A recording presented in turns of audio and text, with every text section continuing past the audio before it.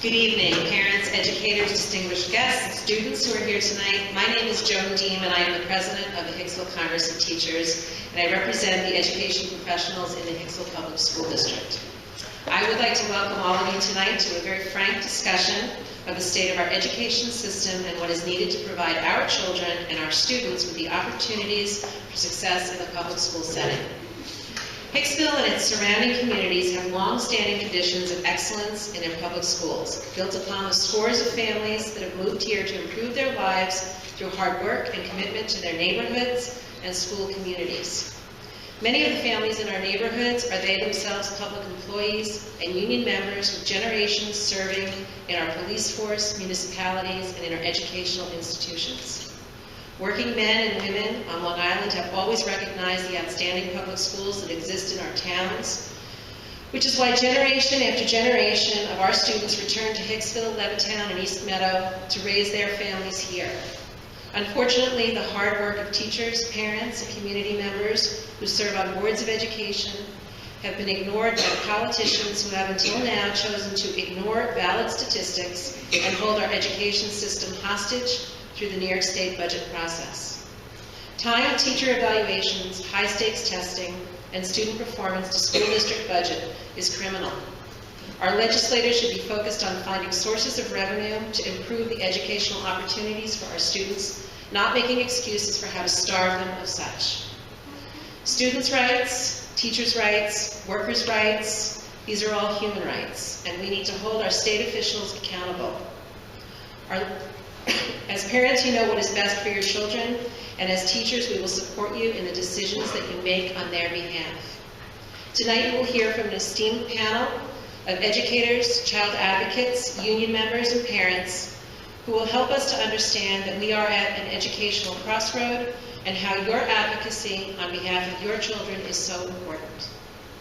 Please welcome our first speaker, Mrs. Lori Kerner, a member of the Hicksville Congress of Teachers, a parent, and an education professional.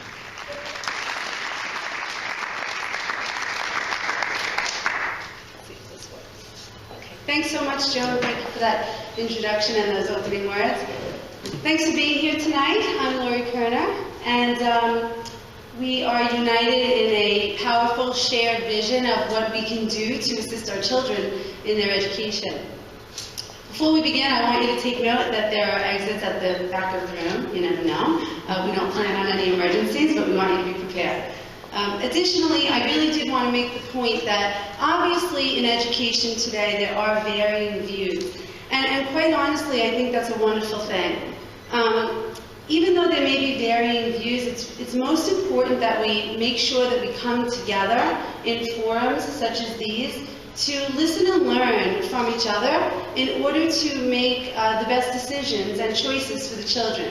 So that being said, my colleagues and I are honored to be with you tonight to share with you the information that we have regarding the changes that have been made in our system over the last few years. We're confident that when you leave tonight, you'll feel comfortable in making the best choices for your children and their education. I've had the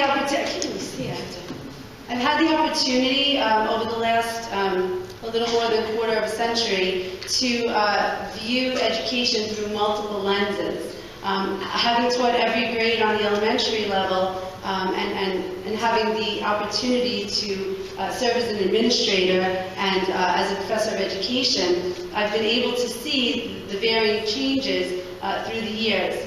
But most importantly, I'm a mom. And I have 4 children, and I can tell you wholeheartedly that I've seen the changes in our system, both professionally and personally. And when we see things personally, we start to think, that doesn't feel right, that maybe needs to be changed. But once things hit us at home personally, we start to say, wow, we really have a problem here. And so, I want to tell you a little bit about my story. My 2 oldest children have been through the system. That's Caitlin and my son Dylan. And anyone who knows my children know that my daughter has a passion for the arts, and she's toured the world with Disney Entertainment. And I share that with you because as a young child, she was always focused on the arts. and her teachers had the opportunity and the freedom to support her both in and out of the classroom. And I really believe that had she been in the system right now, she may not have had the opportunity to meet the success that she has in the arts today. My son, Dylan, is on a full scholarship in college, and I share that with you, not to be boastful in any way, but to let you know that the reason I believe he's on a scholarship is due to the dedication of his teachers. He loved learning. He loved being at school. And when children are happy in their environment, the success comes naturally, more naturally. So, thanks for nodding your head. Very kind of you. These are my two youngest children. They're in the elementary program now. Don't judge. And although these photos may appear to have been staged, the sad part of these photos is that they're not staged at all. So this is what goes on in a typical night in my home, which is why I tend to work late.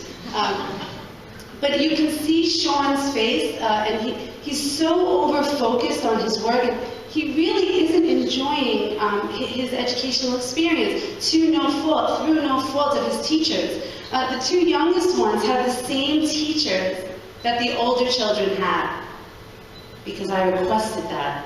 And they're having a very different experience because of the way that our education system is set right now. I don't know if you can see the middle photo, but my older children can't help my 10-year-old daughter with her math homework. And I see that you're nodding your heads. How many people can relate to that type of situation? Thank you.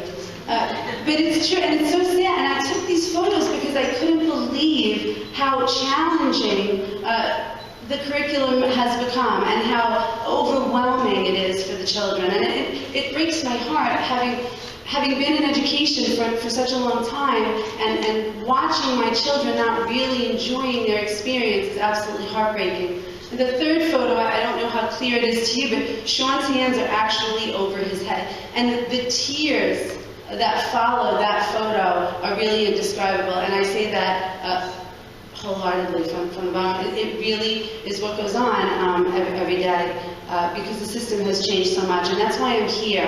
I'm here to share with you as a mom the experiences that I'm going through, and hopefully you'll be able to connect with that, and together we can determine what we can do for our children to make them lifelong learners. So the question that's come to the forefront recently is, well, how did we get to this place? Why did all of these changes come about? And it actually started in the 1980s with a report called A Nation at Risk. And basically what A Nation at Risk said was, SOS, we have a problem in our K-12 public schools, and we need change. We need more rigor and higher standards for our children. And the reality of A Nation at Risk, in looking back, is that it may have been a misunderstanding, if you will. We may not have been taking into consideration socioeconomic situations, culture, and children with special needs. So in hindsight, our system may not have been in such a poor situation back then. It might actually be a little worse now, if you will. So we really need to keep that in mind. In looking back, we may have been better off then than we are now. And the reason behind that is because before Nation at Risk, the federal government had played a minimal role in education. And after A Nation at Risk, the federal government became the main drivers of educational reform. So where's the problem in that situation? Right, exactly. The federal government, they're lawyers, and we're the educators. And we really do know what's best for our students and our children. Most of us in the room, I don't know how many people there are in education. I really do, because I see you all over there. But so many people in the room went into education back in the 80s, maybe, like me, because they loved learning and they were so happy and comfortable in their environment. And I can stand before you and tell you that that's not the case now. As a professor on the graduate level, we have very low enrollment in our teacher programs. So that's alarming, and we'll talk about that in just a few minutes. Following A Nation at Risk, we have the No Child Left Behind Act, which said, we're going to help fix education. And here's how we're going to help. We're going to make sure that every child is proficient in ELA and math by 2014. And the way we're going to determine if the children are proficient in ELA and math is to give them standardized tests. So everybody will take the same test, and that will let us know the true indication of their knowledge. Now, any of us who have been in education or who may have had children or who know people who have children realize that every child is different, and every child has different needs. So if we give the same test to every child, regardless of their needs and their culture and their socioeconomic situation, we're not going to get an exact reading of what the children know and understand. When we talk about more rigor and higher standards in our curriculum, we really have to look at the word rigor and the meaning behind that word. And if you look at the definition, you'll see that rigor actually means strictness, severity, harshness, and inflexibility. And I know as an educator and a mom that those words are the farthest thing that I want from my children, both in the classroom and at home. So I'm a big fan of political cartoons, and I have found that this cartoon is a really great indication of what standardized testing has done to our children. So the quote says, everybody is a genius, but if you judge a fish by its ability to climb a tree, it will live its whole life believing that it's stupid. And unfortunately, this is what the system is creating for our children. You know, if we look at these different children and their varying needs, who's going to be successful? Who's going to be successful? Class participation? Yeah, absolutely. So does that mean that the other children are not knowledgeable and don't have any type of individual gifts? Absolutely not. Thank you, Nancy. Unfortunately, this political cartoon may look comical to you, but the sad reality is that this is what the classroom has become over the last few years with the implementation of standardized testing. And you can see that the children are saying, is this the test to prepare us for the test? To see if we're ready for the test. And that's not really what we want for our children. We want them to be out of the box, deep thinkers, and not necessarily teach them for a test. We learn that golden rule in our teacher prep programs. It's the first thing we teach our students. Never teach for a test. And test what you've taught.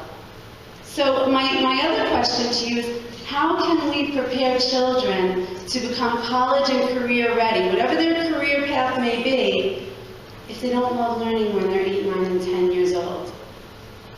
So in order for us to prepare our children for lifelong learning, we really need to make sure that we grab them when they're young. This is another one of my favorites. Sometimes the most brilliant and intelligent students do not shine in standardized tests because they don't have standardized minds. We've created a culture of standardization, and that's not really what we need to prepare our students and our children for a global society. We don't want to create standardization. The most solid foundation of a quality education, as I mentioned before, is to test what's been taught. So we really need to get away from this culture that has been created for us. And research has shown us, unfortunately, that what we know is going to be tested is what we're going to be teaching in the classroom. So those of you who are in the classroom, I'm wondering if you've noticed a narrowed curriculum, focused mainly on the ELA and math because of the system and the changes that have been made. So, we really need to consider the definition of the word assessment. The word assessment is derived from the Latin root assedere, which actually means to sit beside. And that's what we're supposed to do when we assess children. We're supposed to sit beside them and help them and encourage them and change the language and assist them in letting us know what they really understand. Assessment is necessary, and we look for it, we want it, and we need it, but it needs to be appropriate, and it needs to be varied according to each individual child's needs, especially children with special needs.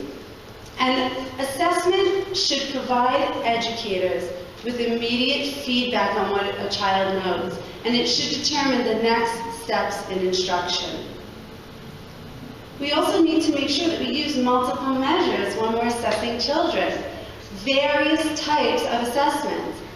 If a child has a written expressive language problem, we're not going to ask them to write an extended response to let us know what they understand. In the same way, if a child has a verbal speech challenge, we're not going to ask them to give an oral presentation to let us know what they really understand. That wouldn't give us a true picture of what a child really knows. So, we've had some unintended consequences for teachers and students based on the changes in our system. We have a narrow, fragmented curriculum. We have children leaving school, this is an article I recently actually read, with no knowledge of the arts, sciences, history, and geography. Ask your young children where they live. Ask them what country, what's it. It's really saddening to see that we have kind of gotten away from the deep knowledge of science and social studies, especially on the elementary level, because we are having to teach for the scores on the test. And any educator knows that that's not real knowledge. So what do we need? We need to get back to what we used to have. We need to get back to portfolio assessments, which really show us the true learning experience, evidence of growth in our children and in our students. We need a student-centered redesign of our educational system. Project-based learning, which Mr. Gamberg will speak about in just a few minutes. Teachers know when children are learning, and I think that you'll be able to connect with this. When you're teaching a child and you see that aha look in their face when the light bulb goes off, and they say, oh yeah, you can't take a snapshot of that and submit it to the state to prove your efficacy. Right? When you have 7, 8, and 9-year-olds debating a topic with conviction and determining valid reasons behind their opinions, you can't videotape that and send it to the state to determine your efficacy. So my point is, how do we measure a teacher's efficacy, dedication, their empathy, and their time? See, what really counts can't be counted on a rubric alone. So we really need to reconsider the system that we evaluate our teachers. And teachers want to be evaluated. They're proud. They're really proud of what they do every day. But they want to be evaluated in a fair and just way.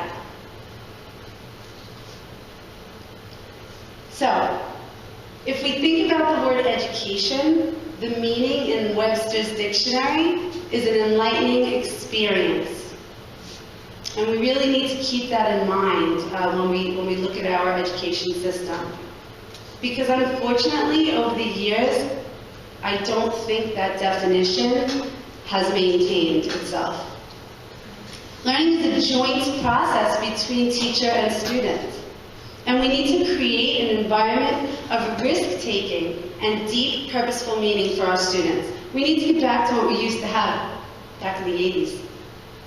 Education today has placed too much emphasis on superficial mastery rather than deep thinking. So we're here tonight to share that with you for those of you who maybe came out for some information and just wanted to know a little bit more about how the system has changed over the last few years. children shouldn't be performing for a score. And if we really want children who are prepared for a global society, we need to be encouraging them to problem solve and to build new competencies. So this is Dr. Rita Pearson. Some of my colleagues may be familiar with her. She's one of my heroes in education because she says if we really want to raise student achievement and raise graduation rates naturally, we need to build the whole child from the inside out. And the number one step in doing so is building self-esteem. So if you have time, in your free time, look up Dr. Rita Pearson on TED Talks. She gives a great scenario, and it's funny and it's fun to watch, but this is what she says. She says, I gave a quiz, and it had 20 questions, and one of my students got 18 wrong. So I put a big +2 and a smiley face on the top of the page. And this really made me think, and she said, and the student said, Ms. Pearson, is this an F? And she said, yes. And the student said, then why did you put +2 and a smiley face at the top? And she said, because you're on the road, you didn't get them all wrong. And I found that to be so inspirational. This is what we need to be doing for our students in the classroom. We need to be reminding them that it's not about a score, and it's about the acquisition of deep knowledge that's really important. And that every child should have the opportunity to grow in their own pace. So, there's power in numbers. We're grateful that you're here tonight with us. And we're committed to working together to generate this transformative change in our education system. And as parents, we have a voice, and we need to make sure that we understand exactly what our children are doing and what's going on in their education every day. We need to take back public education so that it can be guided by the experts in the field. It takes a village to raise a child. Thanks for having us to your village tonight.